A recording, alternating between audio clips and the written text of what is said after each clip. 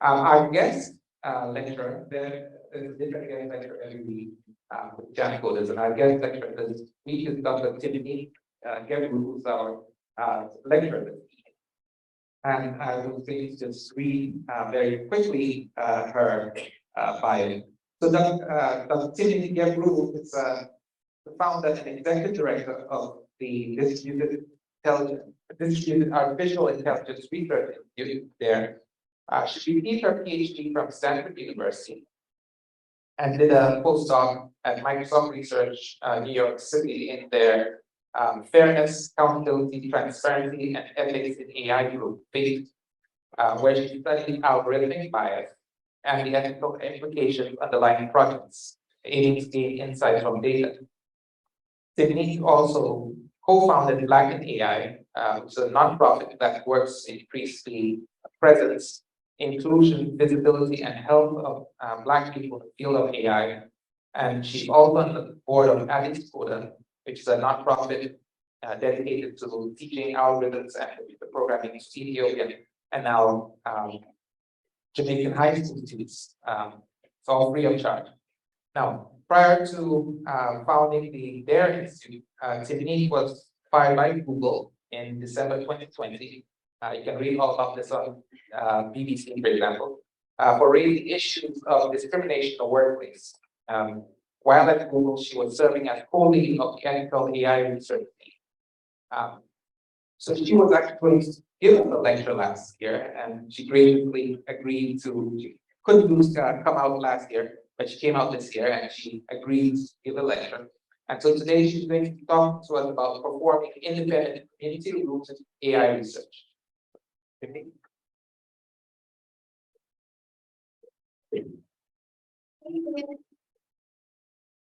guys are not tired after recursion all day. All right, so I'm kind of worried that I'm going to try to make conversations into one lecture, but we're gonna see how it goes. I founded DARE, the Distributed AI Research Institute. You can follow us on all of these different social media platforms. Are you guys on the Fediverse? You know what the Fediverse?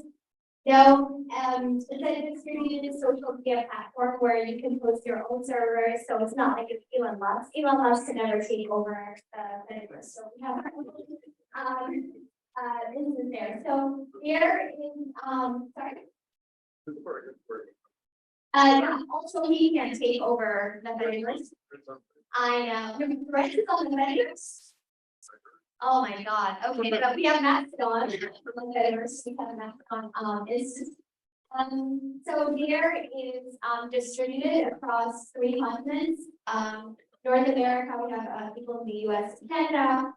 We have people in the EU, and we have people in East Africa and South. We have something that's really important for me when we're doing community-rooted research.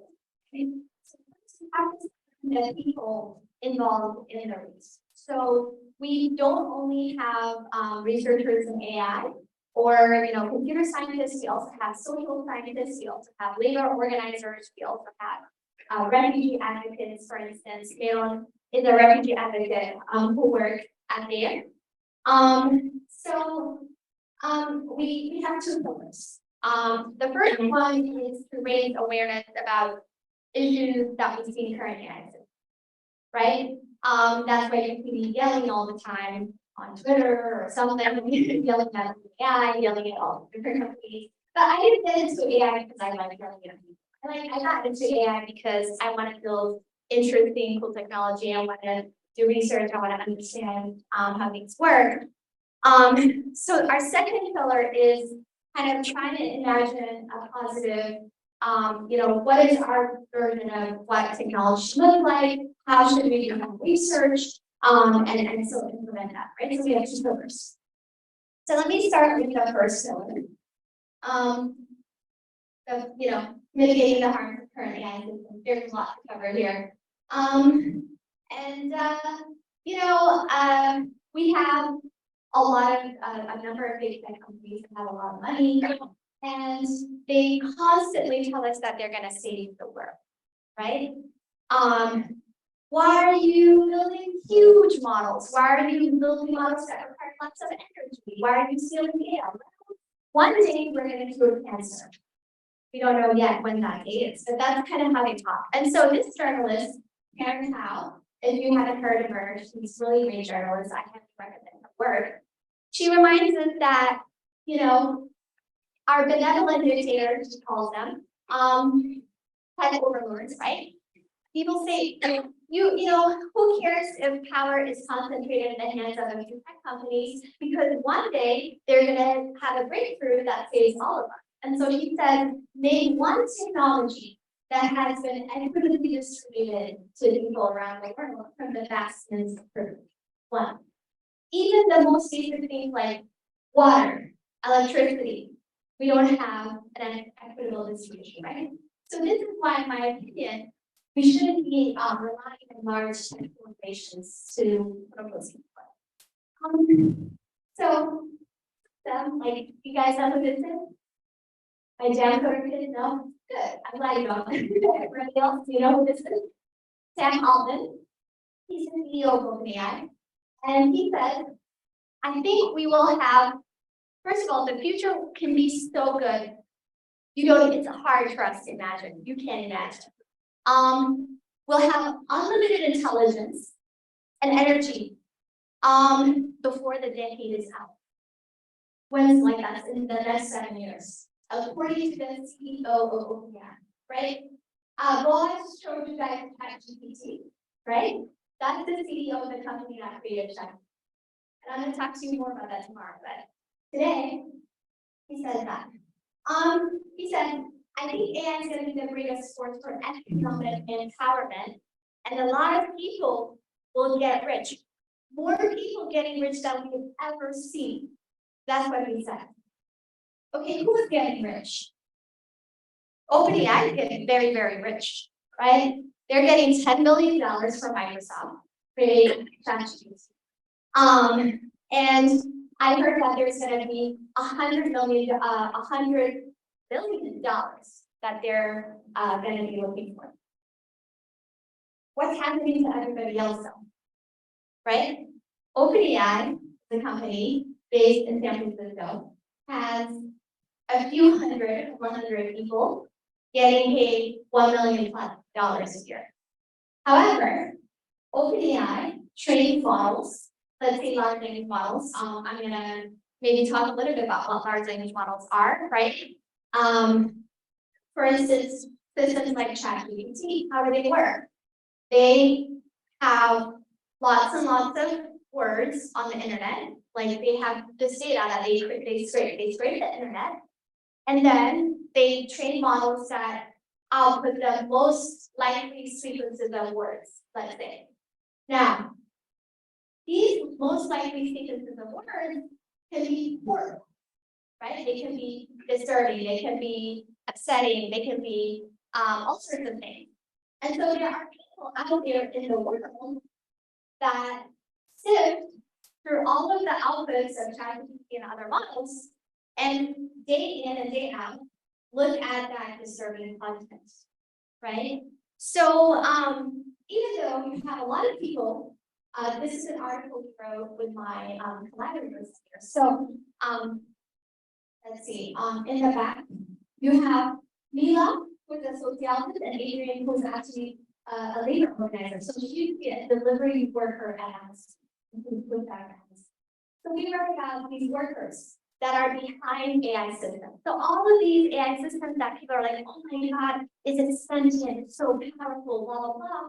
Well, it's not, right? It is millions and millions of people who are sifting through data, who are labeling data, and then who are making sure the outputs of the models are open, etc. Those are the people that are making these systems. But how much money do you think those people are getting paid? You think they're getting rich? Yes, no? Yes?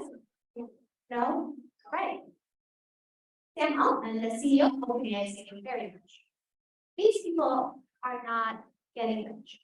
In fact, they are mentally scarred they lose their families, they have PTSD, they have trauma, just even after working a few months sifting through these outputs. So many of them are not located in the middle of San Francisco. These ones, for instance, were in Nairobi, in Kenya. And I want you to listen to this little snippet that's just came out actually yesterday. And I want to just play it for you. Let's see if it's here. Anytime you use ChatGPT and it doesn't spit out hate speech or very violent or graphic content, it's sparkling nice ads and it's calling from the internet. What their contribution was basically making ChatGPT safe for intended aliens and users. They went through and reviewed really toxic, grotesque content day in and day out to make sure that no one else would ever see it. Now, Allison's coworkers are ready to talk about what they say that job is awesome. It was very radical. You can't really wrong what is happening. And anything else I get people, I get working in the dark. I'm very proud I participated in that conversation that we safe. But now the question I always ask myself was my input, what I received in return. So he asked, was my input worth what I received, right? If you get a chance, I suggest you listen to this podcast.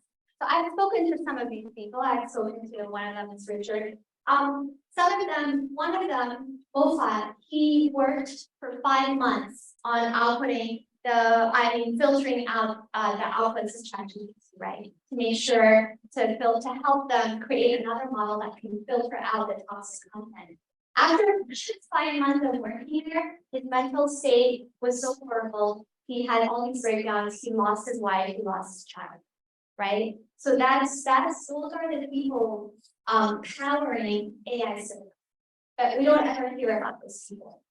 So when people like Sam Altman talk about how AI is going to change the world and people are going to get so rich and unlimited intelligence and etc., it's like this utopian worldview, right? So who has to create this utopia for who? Who is this world going to create utopia for? So this is a very big 180. To understand that question, utopia for who, we need to talk about eugenics. Who has heard the term eugenics? Yeah? So eugenics is basically racial hygiene, right? Eugenics is trying to create a superior race of people. So there's two things you do. There's positive eugenics and negative eugenics.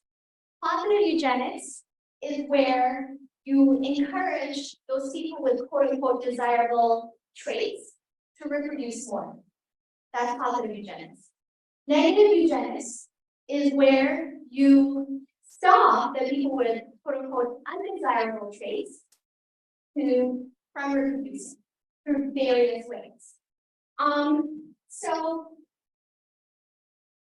me and my collaborator Emil, we just wrote a paper about eugenics and what's called artificial general intelligence, the relationship between these two things. OpenAI's mission is to create what we call artificial general intelligence. AGI. And who has heard the term AGI? Artificial general intelligence. So what is it? What is it? OpenAI says highly autonomous systems that outperform humans at most economically valuable work. Okay. This is the first goal of AGI, Henderson and Wurzel. They say software program that can solve a variety of complex problems in a variety of different domains, and that controls itself autonomously with its own thoughts, worries, feelings, transmits, and blah blah blah. What does that sound like to me? Like a God. They're trying to build a God. something that can do anything for everyone at any time. It's like a machine that does anything for you under any conditions. And even they say it's not a fully well-defined term, but they still want to build it. Why do they want to do that? The short answer is it's rooted in the 20th century Zen tradition. The long answer is you gotta read my paper, and I'll give you a very short version of the long answer. So when most people think about eugenics, what I was saying, the racial equity program, they think about they don't think that this was a progressive movement that was highly popular among scientists. They think that they're Nazis, right? People think eugenics, people think Nazis. However, it was eugenics, the term was coined by Galton, who's Charles Darwin's cousin.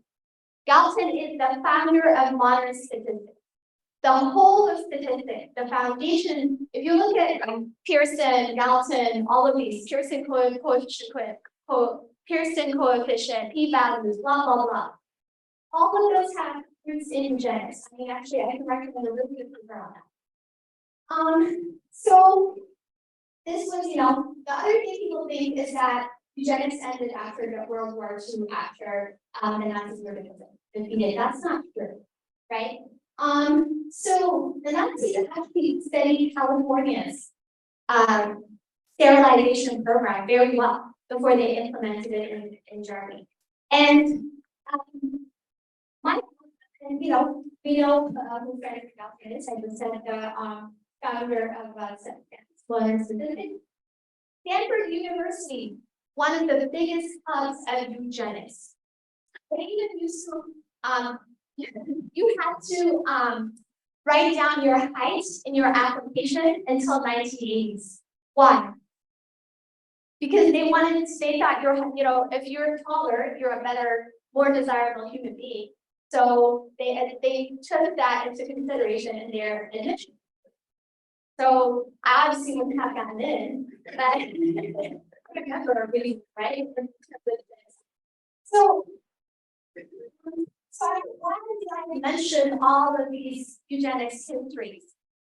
Because the idea of building the AGI, artificial general intelligence, comes from eugenics. Direct line. That the goal of it is to build a superior, not even build a superior race, transcend the human race. So the idea of these people who are second wave eugenicists, many of them call themselves liberal eugenicists, is so they said, what's the problem with eugenics? The first wave eugenics. The problem is you force people to do things. You have these policies that say the desirable people reproduce, the undesirable people don't reproduce. How about you just let people choose? So you don't stop the undesirable people from reproducing, but you help the people transcend humanity. So these are the first wave, the first portion of the second wave eugenicists are transhumanist. So so this is an acronym my collaborator and I came up with. We call it the textual bundle. Transhumanist, extrovertness, singularitarianism, positive, rationalist, effective algorithms, and long term. I'm not going to go through all of it because we don't have much time. But let's just talk about transhumanism. The word transhumanism was coined by Julian Huxley, right? Who was the president of the British Genetics Society, right? So he wanted, so he said, I'm not going to go into it too much, but eugenics is about improving the human stock. They say, okay, if you breed enough, like the way you do with cows or whatever, I don't know, you'll get the perfect race, right? Because you'll breed great human conditions to the race or whatever. Transhumanists want to go one step farther. It's not just about having a better human race, it's about transcending humanity altogether, creating a different species, not even human, a different species. They call that species post-human. What are we? Legacy human. I'm not joking, like this is, I'm quoting these people, this is what's going on, right? So, One of the most famous transhumanists, his name is Nick Bostrom. He's probably the most famous transhumanist of the current century. And he wrote a very influential book for some people called Superintelligence, where he talks about how if you build AI, and it's going to build utopia because you're going to build that kind of God that makes everything great for everybody. However, it can also bring an apocalypse. It could be an existential risk because the AI could decide to kill all of humanity, right? This is the kind of stuff that Austin says. Now, okay, I brought up eugenics. What is a well-known characteristic of eugenics? Does it like Black people? Do eugenicists love diverse races and stuff? Yes or no? So the second wave eugenicists have a similar characteristic, right? They're not as, sometimes they're not as kind of explicit about it. But for instance, they're very much care about IQ. So Nick Bostrom, he argued that Blacks are more stupid than whites. He thinks that more stupid people reproducing too much is an existential risk to humanity.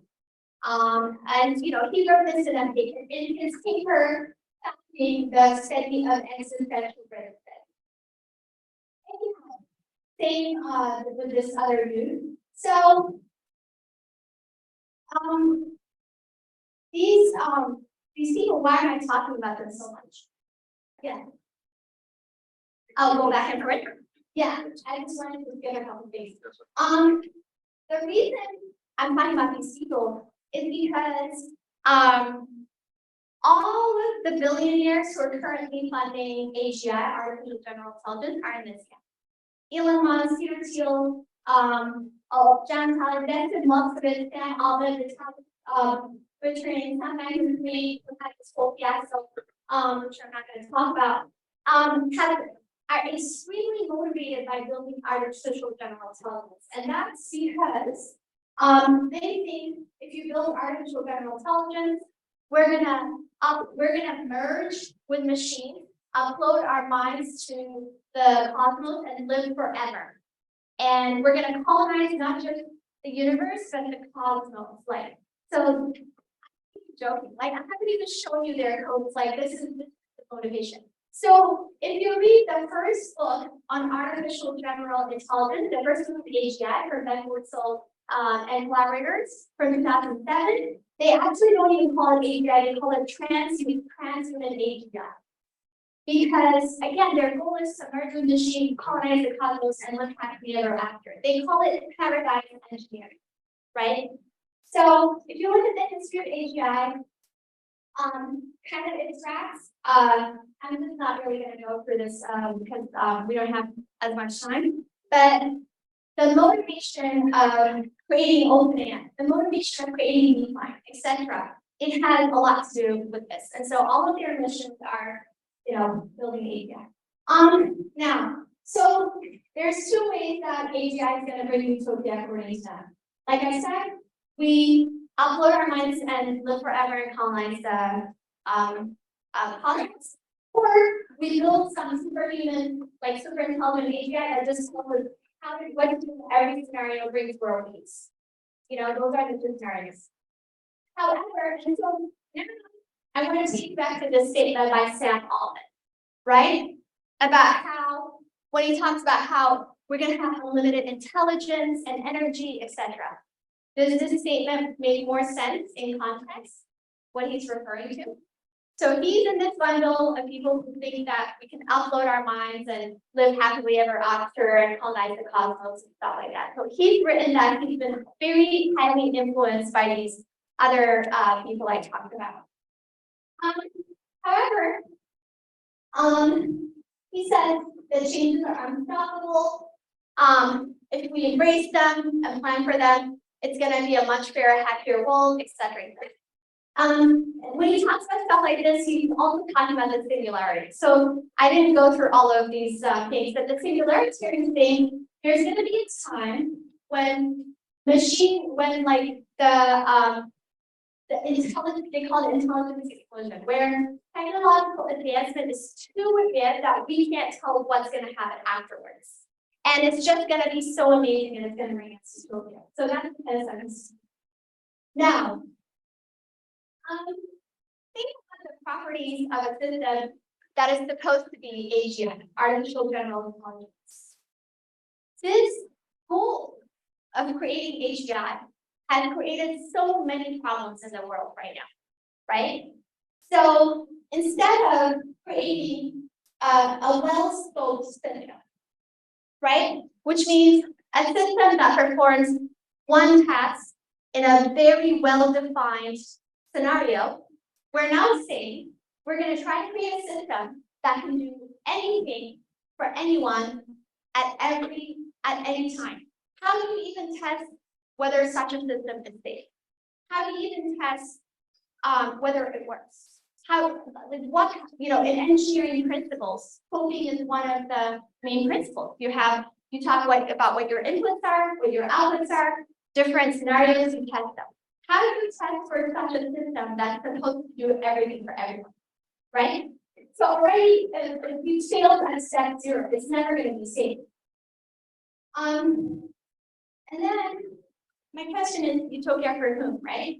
So on this quest to build AGI, organizations like OpenAI, for instance, build things like these chatbots, ChatGPT. ChatGPT is built on large language models, right? What are large language models? There are models, they're part of a class of generative models that take in, try to ingest as much text on the internet as possible wherever they get it. And then they spit out the most likely sequences of words, right? It's not like generative models didn't exist. It's not even like language models did not exist before OpenAI or ChatGPT. However, people were not using language models to try to create some sort of all-knowing, some sort of thing that seems to you like it's all-knowing, right? They want you to believe that ChatGPT can do anything. I don't know if you've seen what Sam Altman said. Sam Altman said, the future is going to be amazing. Why? Because if you can't afford healthcare, what happens?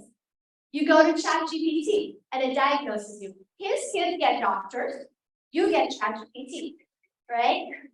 If you can't afford lawyers, you go to ChatGPT. He does not. He's not going to the EU Parliament with ChatGPT. He's going with his lawyers.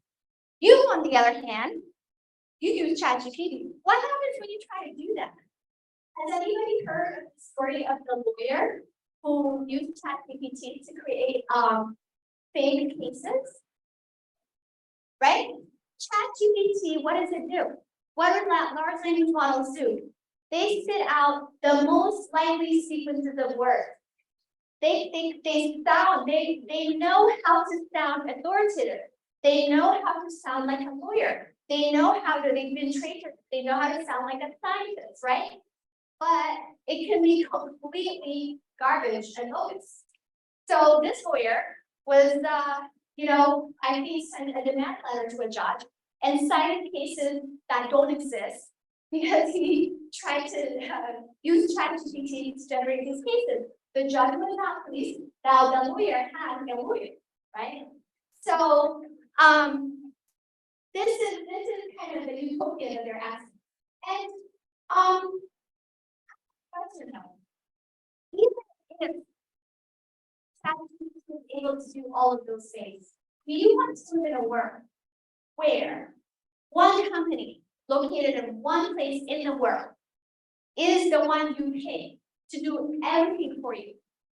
You don't pay teachers in Jamaica, you pay OpenAI and you use ChatGPT. You don't pay artists if you use OpenAI. You don't do, is that what you want to live in? Yes? Maybe? That's not the world I want to live in. Okay. So these are all of the things I mentioned, right? Their resources, what they're doing, what their hype is doing, is very dangerous. There are many dangerous things going on. First, it makes people, have you heard the term anthropomorphization? I think that's it. Anthropomorphization. I write this a lot, but it's hard to. Has anybody heard this term? It's like talking about these systems like they're human. What does that do? Number one, it erases all of these workers around the world that I was telling you about, whose work is actually powering these systems. It allows organizations to exploit these workers because they talk about their systems as if they are sentient or something like, as if they're on their own without other people powering them. Secondly, it makes us forget about the organizations that are building the system and holding them accountable. So now, when you ask, can ChatGPT be ethical? You're forgetting about OpenAI. You're forgetting about governments. You're forgetting about everybody involved in building ChatGPT. You're forgetting about the data scraping. You're forgetting about all this stuff. You're talking about a machine as if it has its own agency. It's not ChatGPT that's going to be ethical. It is the people building ChatGPT who need to be ethical, right? So the third thing that it's doing, and I'm seeing this here, is that it is taking out, it is siphoning away funding from smaller organizations around the world that are actually doing better work, right? And I'll talk a little bit about it.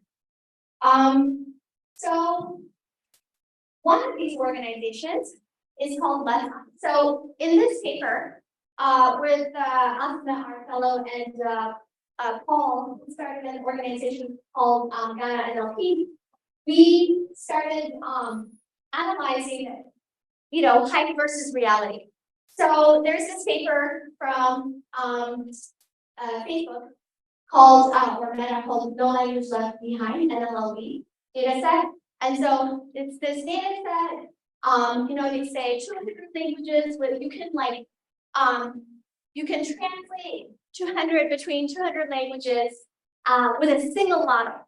And it outperforms everything, and it's so amazing, high quality, blah, blah, blah.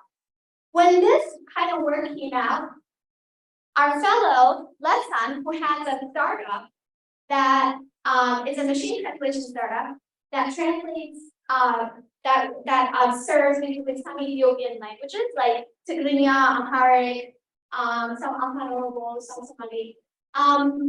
Potential investors came to him and said, "You got to close that shop. That's it." They fixed it, right? So potential investors were like, "No, this doesn't work." So we looked at some of the other things, right? So these organizations, they release their models, but they also release training data and evaluation data for machine translation. So we looked at their training data for 5 languages. We looked at it for Tigrinya, Amharic, 2 versions of it, for 4 languages. And we found that, first of all, in their training data, we looked at, they don't provide information about the source of where all of it came from, but we looked at, for where we can find the source, we looked at the URLs, right? And we found that most of them, many of them, actually, I think many of them, the URLs were not to Ethiopian websites. Again, when you're training machine translation systems, right, from Amharic, what does it mean to have data from websites that are not even based in the country that? So, can you guess what's happening here? Garbage. Huh? Or it's Garbage. or it's not relevant or. First of all, these websites don't have any Amharic. So what's going on though is that they have calls to Google Translate. So what you're doing is you're using, we have the concept of ground truth in machine learning, right? When you're trying to test a machine translation system, you train it on human generated data, and then you test it on human generated data. However, what's going on here is that a bunch of their data that you're supposed to use for evaluating some system, let's say Google Translate, or training is actually the output of another system, right? So it's like for the machine learning people, it's like testing on your training data, right? So this is good. Remember high quality, blah, blah, blah, low research, that's the height doesn't match the reality. Now imagine extrapolate to, right now the whole generative AI thing where you have images and text that's generated synthetically all over the internet. When you're gathering training data, this is the kind of stuff that you're gonna get. So how are you gonna build reliable systems when your training data is already gonna be the output of another machine learning system? We also evaluated their models relative to, sorry? Oh yeah, I'll talk about it. Their models relative to ours. So the blue score, and the blue score is a way to tell how well your machine translation system is doing. So here we'll just say higher is better, right? However, it's important to note that even this kind of metric is only good for certain languages like English, right? In other languages, this kind of metric doesn't really work very well. But even by this metric, we can see, for instance, in colloquial, when we're looking at colloquial language, right? The NLLB on country like 1.7, right there, which is super slow, right? And then, however, if we look at the higher tweet, which is like, 15.2, it's much higher. So that's all you kind of need to know is like higher. So, again, we are comparing the output of a model trained by this humongous, large corporation to the output of two smaller companies, Ghana NLP, serving Ghanaian languages, and Lesan, working on Ethiopian languages. These two organizations are not trying to take over the world. They're just trying to survive and serve their local populations. Ghana NLP is trying to do that, Lesan's trying to do that. By doing that, they're super focused, they understand their community, their training data is relevant, they outperform these large corporations, right? The third, yes? Three. So two different dialects. So here's the other thing to look at. Oh, this is the Google Translate thing. We just found exact matches when we're the way we verified whether it was Google Translate is like we first see the calls to Google Translate, and then we find exact matches with the output of Google Translate when we put in some of them. It's highly unlikely that the two you don't have exactly matching a translation. So this is just a news article from 2 days ago, I think 1 or 2 days ago. So that Ahmed, that's the founder of Lesan, who I did this work with. And again, it's small company that's struggling that really has to use outperforms some of these larger organizations when it comes to his own smaller focused languages. Not smaller actually. Amharic is spoken by millions of people, so it's coming out of that. But he's not focused on all languages in the world, he's focused on these really. What did he say? He said, we don't believe that you can create just one model that solves all these problems. Unlike what OpenAI or Meta or whatever say. He said, if your native language is one of these African languages, I mean, this is just because it's about, but I think it translates to anything else. If you have technical know-how and you care about your community and the kind of problems they want to solve, that unique advantage and connection to the community can carry you farther than these large organizations when it comes to working on these problems. So I believe in one company building one huge model in the US or whatever that claims to solve everybody's problem. I believe in many smaller companies doing very well-focused things, have specific models that each serve their own communities, right? And we see that they do better work, and they care more about their communities, and they're not centralizing power. You know, if you want to kind of vent with some people in our institute about AI hype, we have a podcast called Mystery AI Hype Theater 3000. Does anybody know the parody thing, Mystery Science Theater 3000? It's kind of modeled after that. They make fun of movies and stuff, and they make fun of papers that kind of overhang. And then this is an event that we had that's recorded that is all about large language models and the issues with them. If you want to watch it. Now, so there's two sides to the coin of the whole AGI thing, right?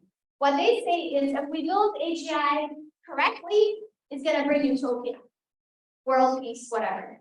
However, many of you might have been hearing this talk about AI being an existential risk to humanity, blah, blah, blah.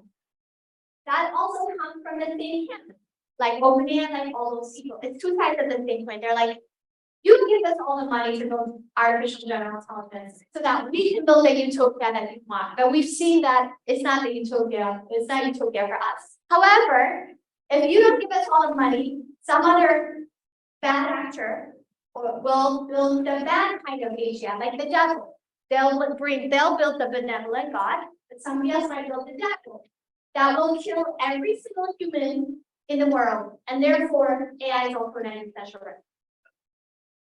That's what they say. It's both the best thing that could ever happen to humanity and also an existential risk. Now, the Jam Coder students here were learning about logic,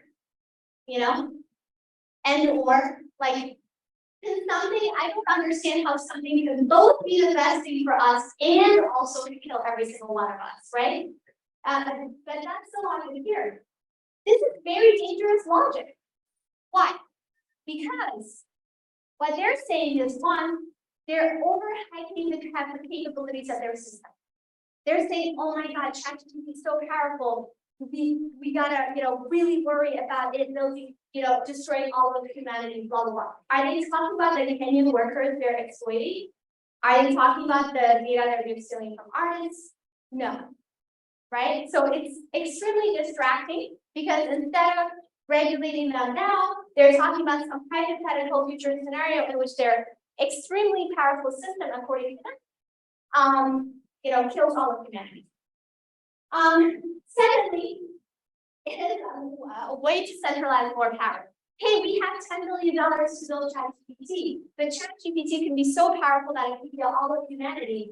We need $100 more billion to make sure that we make it safe so that the thing we're building that we can just stop building right now doesn't kill all of humanity, right? Do not fall for that. Right? It is not in any way sentient or stringent or whatever, and posing an existential risk in the way that they talk about it. So, again, so in this case, AGI is inherently unsafe practice. This practice is not rooted in humanity. It's rooted entirely in the complete opposite thing, which is trying to create another species. Non-humanity, right? We do not want to build technology rooted in the idea of transcending humanity, creating a superior race, and colonizing space, right? To me, this is the second pillar we're working on, right? Technology rooted on not plundering or colonizing whatever, honoring nature, helping humanity, right? And not trying to create a superior or whatever. So in order to do that, a foundation for how you do this kind of research. So we have a research philosophy, which has like 7 pillars, which you can read in our list, right? A lot of it is about, if you're doing research, if you're doing community-rooted research, you have to start from the community, right? So for example, we're talking about AI art these days. A lot of people have heard these generative AI arts. When I talk to artists, they say none of these people ever talk to a single one of them before they build something that they claim helps artists. right? That you can't build these kinds of systems if your research process is not rooted in the needs of people. Another thing is like research can be a very exploitative process. Often you have people who are like, PhDs or whatever, like us, or, people who have pedigrees who may do research, but they make, they're the ones who get more famous, their papers are published or whatever. Whereas like the people that they're quote unquote researching don't do that. I don't know if you've heard the term parachute research. Anybody? Or, like there's a lot of this kind of stuff, for instance, in indigenous groups where pharmacists or others would go parachute in, study them, take their resources and say they've discovered medicine or whatever, parachute out. These people make a lot of money, get famous. These people, they don't, right? We want to do the opposite of that. So we have all these pillars. And so I want to give you one example of how we can use machine learning to actually equip historically marginalized people with data, right? So this is a project that is led by Rasela Sapala, who is South African, and she grew up in a township. Do people know what a township is? Right. So townships were created in South Africa during apartheid, and people who are not white were forced to live in these townships that were very crowded, very dense, and had way less of a budget, right, than the settlers. So the question is, apartheid was supposed to be ended legally, like 30 years ago or so, right? But have people's lives improved now? The people who used to live in township. Now take a look at this photo. Where is the township and where is the suburb? I mean, is this from 1955, you think? No, this is from 2016 or 2017. So you and I can see this and say, okay, like that's a township, that's a suburb, right? However, in the census, in the South African census, the government lumps both of these into one neighborhood. So if I want to study whether these people here have better lives, like better hospitals or whatever, than these people, I can't do that using the census because I can't draw a boundary over this thing, right? You understand what I'm saying? You have a problem? So what are we doing? This is another example. So we use satellite imagery, right? The satellite imagery sort of looks like this. This is a time lapse of satellite imagery. So you can see, I don't know, from 1984 until 2000 something, right? And so that little arrow there is Rasa just where she grew up, her township. So we use satellite imagery and we use segmentation techniques, computer vision techniques, to draw the boundaries, right? So you can say the blue part is the township, the yellow part is not. You see what I mean? So you can read our paper. I'll show you our paper. So how long do you think this took? How long do you think this took us just to assemble a data set? So what we did was we assembled the data set where we were able then to train a model that segments this out. How long do you think assembling a data set took? Yes, months, years. So what do you say? 5 years. 5 years. So data is the backbone of anything AI, anything whatever. Before the data is humans. Humans are the backbone. Data is a story about humans, right? However, in the news, in scholarship, whatever, you don't really learn about the data. You don't really hear about the data. It's kind of seen as this like menial work, menial labor that's not really respected. However, we saw the OpenAI, the cleaning workers who are cleaning up the data, this kind of work, the background. I've done so much work, this kind of work, and it's always the data that takes a lot and that's really important. So I just wanted to give you an example of using computer vision techniques to give people the, data. So why is this important? Because now, if we can draw a boundary for the township, right? So we have already done that. And now what we're doing, the next phase of the project is we're now figuring out, okay, like how many hospitals is this here versus here? What's the school size here versus there? What about data for, people anecdotally know their lives are worse, right? People anecdotally know the ambulances come slower, et cetera, et cetera. So can we have data to back this up? And then if it's true, we can convince the South African government that they shouldn't pretend that apartheid never happened.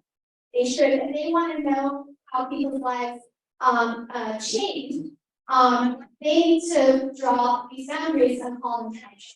Does this make sense? Yeah, so that's just one example that we're doing. If you're interested in this, I wanna say a word. We're starting a thing called the Possible Future Series. And what that is trying to get us to know that the state of technology right now is not inevitable. We're living in the world as imagined by a bunch of people.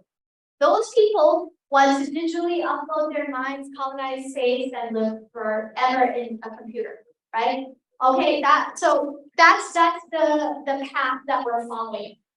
However, we can follow another path, many different paths. And we want for people to imagine what those paths could possibly be. So to do that, we have these short speculative pieces, like 2 pages, let's say, that talk about that. So for instance, we wrote one called Internet for Our Grandmas.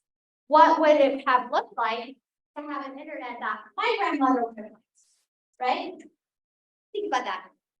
The current internet which your grandparents have enjoyed, that, I don't know, my grandma doesn't speak English, didn't speak English. My grandma did not read or write in any language.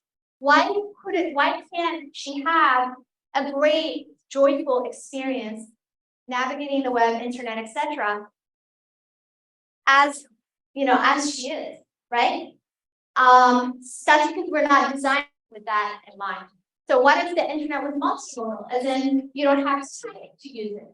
You could speak. I don't know. Maybe that could have helped her. Why do you have to know English to have a good experience on the internet? That's another conversation. So if you're interested, if you have an idea, kind of like that, a short speculative piece like that you're interested in working on, you can contact us, right? And with that, I'm going to stop and take questions.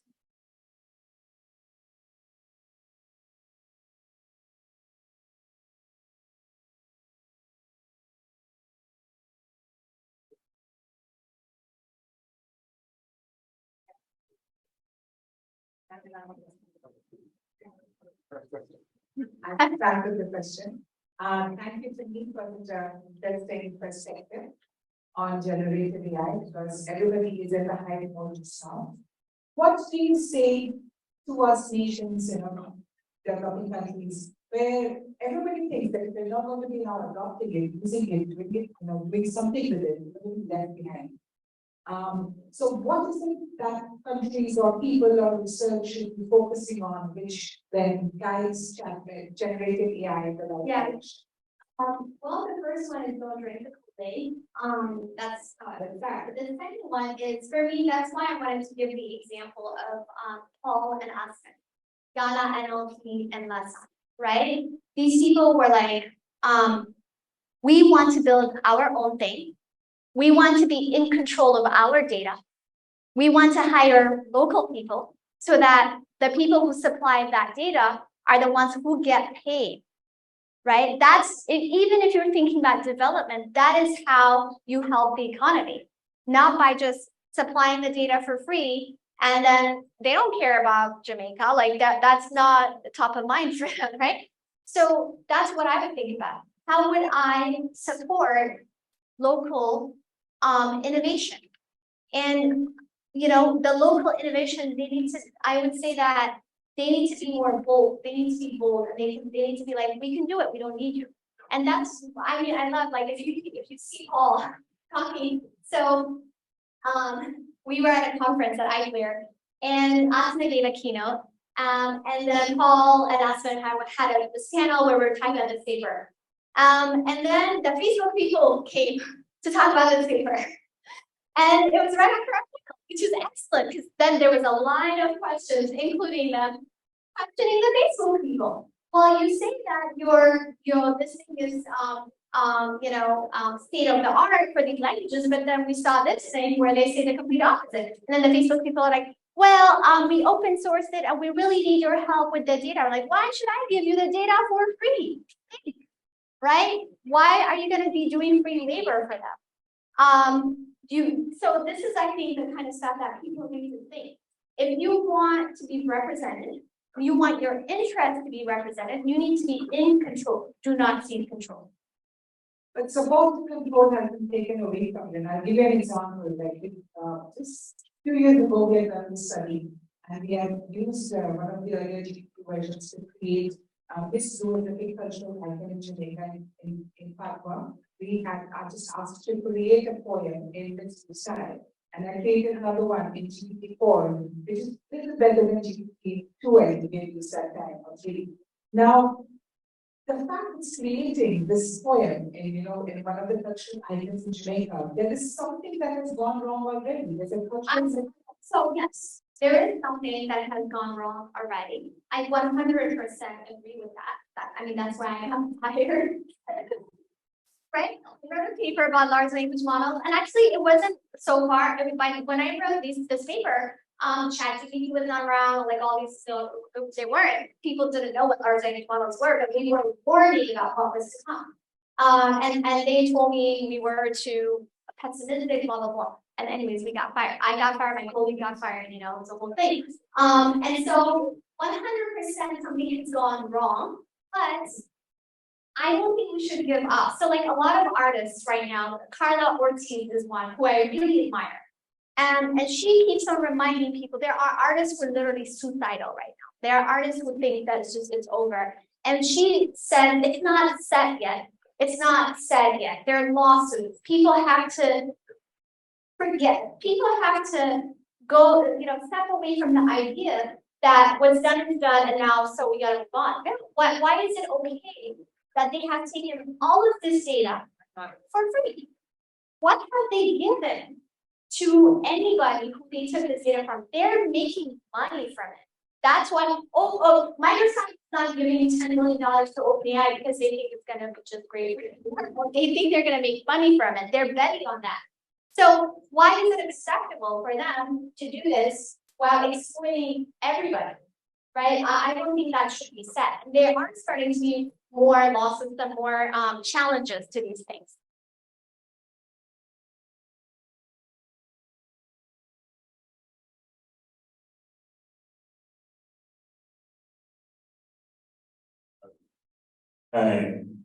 Lesson in is where you can. Lesson in Ethiopian. Yeah. Yeah. So he has this LLM that's at higher quality, equal. It has higher quality than the big models. It's a machine translation model that translates. Quality is higher, but of course are much lower. So no. We're not wrong. No. So it is. Yeah. That's not what I was trying to show. So I didn't show you the score for lesson. I was showing you the score for the output of Ghana NLP. And the scores for Ghana NLP, the blue scores were higher, especially for the colloquial ones. And so the point is that Ghana NLP people, because they're Ghanaian and they know the local context, when they were gathering and testing the data sets, they paid more attention to the colloquial, context of what you're seeing. So when you are evaluating those models, even with the blue score, they outperform NLP models by a lot. However, there was a case when we were testing with other models and not the NLP ones, where we're going to write up more about that, where even when the output of the lesson translation was much better, the blue score was way lower than the output of the Google Translate one. And that's because blue score is not an appropriate metric for these languages where we have a billion conjugations like ours. It's made for English and French, right? Already that game is rigged, so we don't want to evaluate in the blue score. Yeah, in that sense. But this particular example was where it got the blue score, even the blue score outperformed it. Okay, but the question would be, how would you find new metrics that would actually be more appropriate, say Yeah. the old metrics? Yeah, there's a lot of people who've written papers about these new metrics. People have already done many of them, like very long called media, I think. Yeah. So the answer is so I'm not necessarily I'm not like my area is not natural language processing, so I can't like I don't have the latest and greatest in my head. However, I think that if you're looking for a metric that outperforms something in English languages, that's very different from a metric that outperforms something in like Amharic, for instance. So for instance, if you're looking at if you're comparing like if you're comparing edit distance, or if you're comparing two words, and when one word is slightly different, you punish the model a lot, right? That might not be appropriate for language where there's so many variations of a word that can mean like the same thing, right? So I think that what you can do is you can think of the scenarios where the metric needs to do well versus like how much it punishes or whatever. Even if you use things like L1, L2 metric, it's like just simple things, right? You still need to take the context into account, even with all the metrics that we know. And you need to know there's a thing called measurement construct, right? You need to know what you're measuring. I think social scientists, this is why they're so good at like all the time, the fourth construct. You need to know what you're measuring very well and ask, is this metric measuring what I think it's measuring, right? Before you start to use it. One last thing is like in Jamaica, how something is that probably makes a big difference in a lot more than that.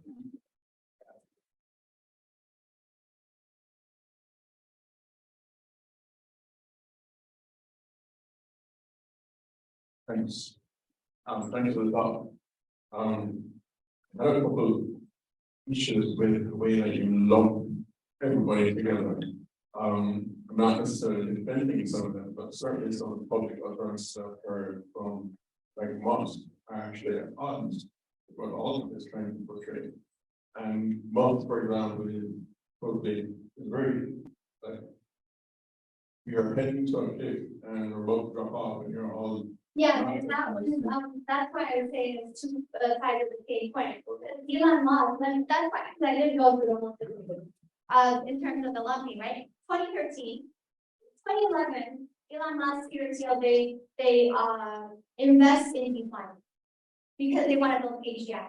2013, Wall Street comes up with the book Super Intelligence, and Elon Musk starts being like, "Oh my God, AI is the devil, gonna kill all of us." Then Google acquires DeFi. Then they're like, "Oh my God, Google is in control of this AI thing that could kill all of us if it goes wrong." Then both Sam Altman and Elon Musk decided we have to have our alternative, and they created OpenAI. You see, so they both, it's two sides of the same coin. One of them might be here, the other one might be here, and then they, it's like. yeah.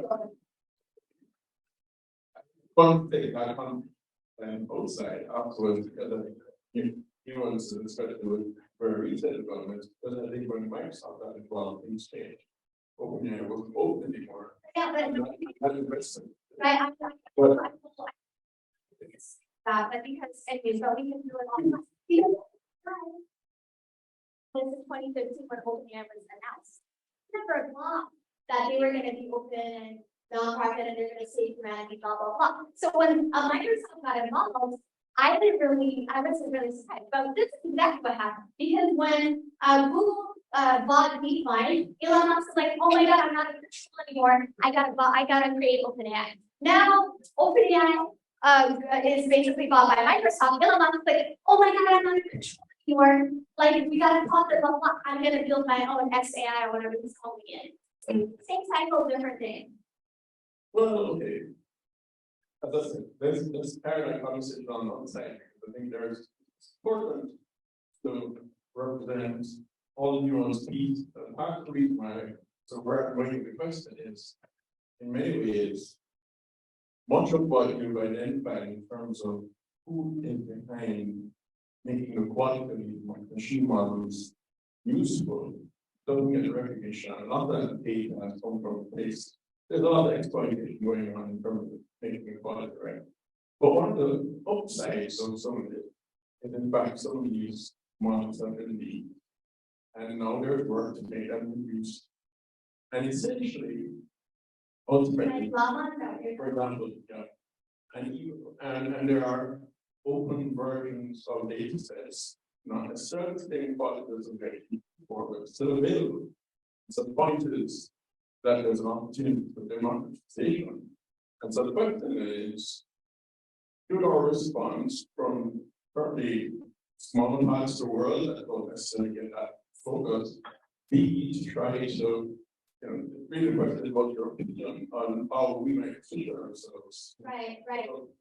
Fight back and think with the innovation on top of the sort of the open. Right, I have a lot of thoughts there.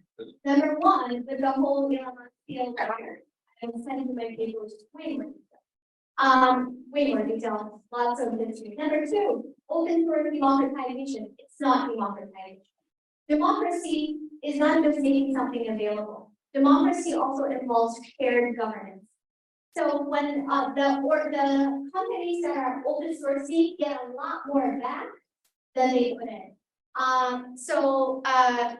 What I recommend here, I didn't go through it, but the Maori, that they are like some people I'm extremely inspired by, because there is an organization called Timnit Gebru in New Zealand. Yes. So Timnit Gebru they wanted to do language revitalization. Because they said like the language was beaten out of them through colonization, people couldn't speak their language, right? So what they did was they wanted to create their own data set. How did they create their own data set? They had a competition through their local radio, and through that competition, they gathered many hundreds of hours of speech and text so that they can create speech-to-text models. Once they did that, their models were great, they got a lot of attention. Then this company, I believe it's Language, I don't remember, asked to license their data, to buy their data. And they said no, and they issued a video about why. And they said, this is the term data colonization. They beat the language out of our grandparents, and now they want to sell our language back to us. They want to license the data and sell our language back to us. So they said no, and the way they're fighting that is they're guarding their data, they have their own models, and they're using it for language revitalization. So what they say, they say they have, I don't know how they say that back. They're starting, I think they want to start something called language back or something like that, because another county, one of them was talking to me the other day about Duolingo and how they have Maori now. But some people might be like, oh, we should be happy that Duolingo also accommodates Maori. That's not what they're saying. They're saying whatever happens, anybody who uses the Maori language, the profits should go first and foremost to the people who speak Maori language, not Duolingo. So to me, I'm on that camp. Like for me, that is my opinion, right? And so Paul, same thing. If he was talking about open sourcing, actually, we're supposed to write something about this soon. Actually, about open sourcing. So what do you propose to do with all the openly available models, as I said, not necessarily the same quality as before, but they're actually available. So those of us who don't have resources to try and build them, I want the element should just ignore that. No. We should be to the great forces that are there, kind of work their own, and Yeah, so I, that's the point of the renovation. right, And not saying we that and circulating for all purposes. yeah, you do that, but I was curious. Is one open data set is the Lion data set for generative AI. So it's the Lion data set. Open, democratizing, blah, blah, blah, whatever. However, what happened, let me just give you an example. The Lion data set had all of this artist work, all these people without their consent, all of it. And this nonprofit created the Lion data set. And you know, it's open for research use. If it's for research use, courts are more likely to find it fair use. So if you have a data set, you're violating copyright and this and that and whatever you're supposed to do. If it's for research use, it's more likely to be copyrighted. However, who's benefiting from Lion? Stability AI that raised $101 million at a $1 million valuation, Midjourney. So these artists are extremely upset and they're talking about data laundering. And they're not happy with this open thing, right? So I would say, you know, take the big picture into account. Open source is not a panacea. Sometimes it's good, sometimes it's not. But I would still say with open source, the organizations that most benefit are still the big tech companies that don't put much in, but take a lot out. What is that with Hugging Blue? What? What's your take on Hugging Blue? That content. What hugging? I don't know what this is. Hugging Face. Hugging Face? Yes.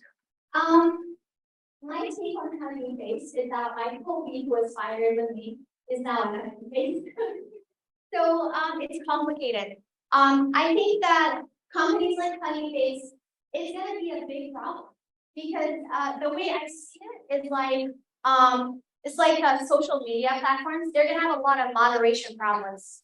So, for instance, they had that large language model that was trained on 4chan, and they just had it on Hugging Face, and it was an offer, and then they took it down. So, I don't have like a one-stop shop answer. Like, but I do think a lot of people, and I agree with them, are not happy that Hugging Face just has Lion. Because Lion data set was funded by Hugging Face and Stability AI, and they just have it. And if I were to be asked, is that democratizing art or whatever? I don't think it is. I think it's just putting people out of jobs, and it is commodifying art, and it's not like, you know, yeah. But then, you know, there's other versions of open source that I think are great. So, yeah. My question is this: as a teenager who got thrown into Lion, ChatGPT, and pretty much everything else, what did you do? Well, this all like okay, I thought about this. Like that, what else is there? What should I do in reality for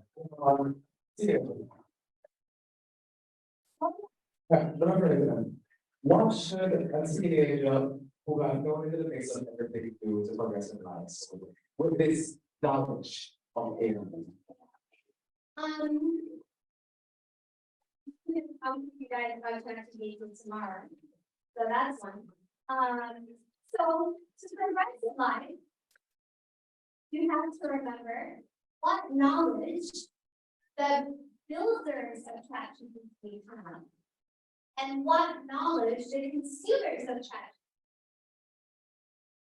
The builders of ChatGPT didn't just answer all the questions in ChatGPT; they learned, and then they built it. However, the consumers of ChatGPT, you know, there's a danger there in just thinking and, you know, trying to cut corners and not learn and, you know, just generate an essay and not make writing also helps you. There's a lot of things like that. So I would think about that first and foremost. Secondly, think about AI as something, you know, you don't have to build ChatGPT and something equivalent. You can think about what your community needs and build that, right? And so there's like learn the technical skills and then learn I would say you should have need finding skills. Those are some of the most important things. Learn how to work with different people in your community to see what they need and build that. You don't have to build some other things. That's what I would say. Thanks. One more question. Might be misinterpreting it, but are you completely devaluing the benefit of AI fueled by large global data sets? I think that the reason that we currently have these large models, huge models, is not because they are much better for a specific task. It's because people are trying to create the equivalent of something that's best for everything. So I question what would happen if that was not the goal, and if the goal was to create, it's like this. Like when you want to build a car, you're not building a car and an airplane and a boat and a space thing, a thing that can just take you anywhere. No, you're not doing that. You build either a small car or a bus or a truck or even for a car, right, on a road.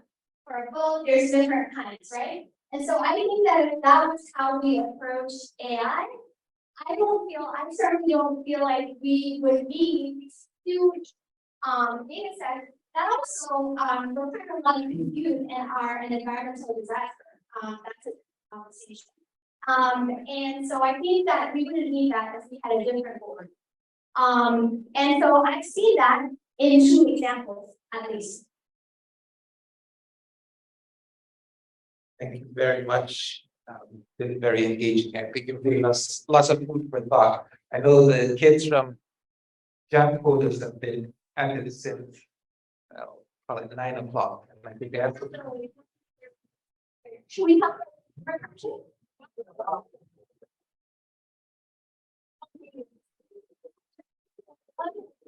No more information, right?